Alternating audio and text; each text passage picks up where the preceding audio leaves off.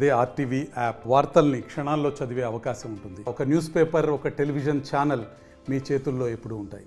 19/10/2021 సంవత్సరంలో జరిగిన మన తెలుగుదేశం పార్టీ ఆఫీస్ మీద దాడికి సంబంధించిన కేసులో దర్యాప్తులో భాగంగా ఈరోజు సుప్రీంకోర్టు ఇచ్చిన ఉత్తర్వుల ప్రకారం దర్యాప్తులో భాగంగా ఈరోజు వచ్చేసి ఈ ఇంటీరియం ప్రొటెక్షన్ ఉన్న ఇద్దరు వ్యక్తులను వాళ్ళని పిలవటం జరిగింది.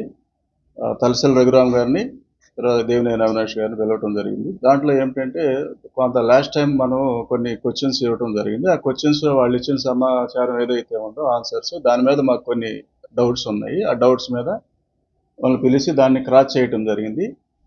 ఈ దాంట్లో కూడా ఇప్పటికి కూడా వాళ్ళు ఇచ్చిన సమాచారం ఏదైతే ఉందో దాని సమాచారం పొంతం లేని సమాచారం, తర్వాత సంబంధం లేనట్టుగా వాళ్ళ ఇదనేది దర్యాప్తులో భాగంగా వాళ్ళు కొన్ని మాకు సబ్మిట్ చేయాల్సిన అవసరం ఉంది. అవన్నీ కూడా ఆ సమాచారం కూడా ఏవి కూడా మాకు పూర్తిగా వాళ్ళు మాకు ఇవ్వటం కానీ ఇది కానీ జరగటం లేదు. తర్వాత దానిలో భాగం ఇంకోటి ఏంటంటే టెక్నికల్ ఎవిడెన్స్ ఒకటి ఉంది. దీంట్లో ఆ టెక్నికల్ ఎవిడెన్స్ సంబంధించిన ఫోన్లకు సంబంధించింది కూడా వాళ్ళు హ్యాండ్ ఓవర్ చేయాల్సిన దాంట్లో కూడా వాడు ఆ టైంలో యూజ్ చేసిన ఫోన్స్ వాళ్ళ దగ్గర లేవని చెప్పేసి వాళ్ళు కోర్టు వారి అనుమతిస్తే మేము హ్యాండ్ ఓవర్ చేస్తాము. లేకపోతే దాన్ని ఇప్పుడు మేము అది కాక అప్పుడున్న యూజ్ చేసిన మొబైల్స్ ఏదైతే ఉన్నాయో ఇప్పుడు మా దగ్గర లేవనే సమాచారం చెప్తా ఉన్నారు వాళ్ళు. ఒక రకంగా దీంట్లో ఏంటంటే మనకి ఇప్పటివరకు మనం అరెస్ట్ చేసిన ముద్దాయిలు వాళ్ళందరూ చెప్పిన సమాచారం కూడా ఏదంటే వీళ్ళ ఇన్వాల్వ్మెంట్ గురించి కూడా క్లియర్గా వాళ్ళు ఎక్స్ప్లెయిన్ చేయడం జరిగింది ఇంట్రాగేషన్ టైంలో. ఇప్పటివరకు అరెస్ట్ చేసిన ముద్దాయిలు దగ్గరగా మనం ఒక 28 మంది దాకా అరెస్ట్ చేశాము. ఆ 28 మందిలో వాళ్ళని విచారించినప్పుడు వాళ్ళు ఎక్కువగా ఏంటంటే వీళ్ళ అనుచరులు ఉన్నారు. ఎక్కువగా ఎవరు దేవినేని అవినాష్ గారు అనుచరులు, అప్పిరెడ్డి గారు అనుచరులు, వీళ్ళ అనుచరులు ఉన్నారు. వాళ్ళ అనుచరులను విచారించినప్పుడు కొన్ని ఏంటంటే వీళ్ళకి కనెక్ట్ అయిన వీళ్ళ ప్రధాన అనుచరులుగా మాకు ఒక నిర్ధారణ అయ్యింది.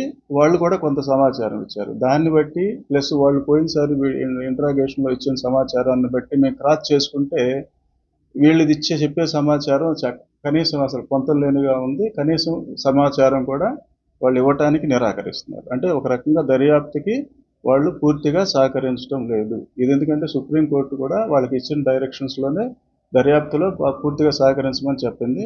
కానీ వీళ్ళు సహకరించడం అనేది ఒక వాళ్ళు మాకు ఈ దర్యాప్తులో ఒక అడ్డంకిగా ఉంది.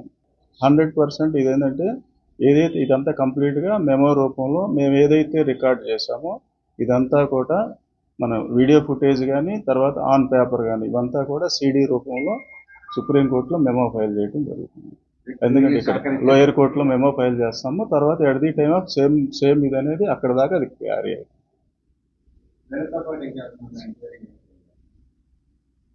ఈ ఇద్దరితో పాటు దీంట్లో ఏదైతే మనకు ఇంటీరియం ప్రొటెక్షన్ ఉందో హైకోర్టు సుప్రీంకోర్టు నుంచి వాళ్ళల్లో ఇప్పుడు ఇద్దరిని ఈరోజు పిలిచాము. ఇంకొక ఇద్దరిని ఎందుకంటే టైం అనేది మనకి ఇదిగా వేరే కేసులు కూడా ఉన్నాయి కాబట్టి రేపు ఒక ఇద్దరిని పిలుస్తుంది. అంటే ఒకళ్ళు డిఫరెంట్ ఆస్పెక్ట్స్ ఒకళ్ళది ఒక్కొక్క రకమైన ఇన్వాల్వ్మెంట్ అనేది మనకు ప్రూవ్ కావాల్సింది ఉంది.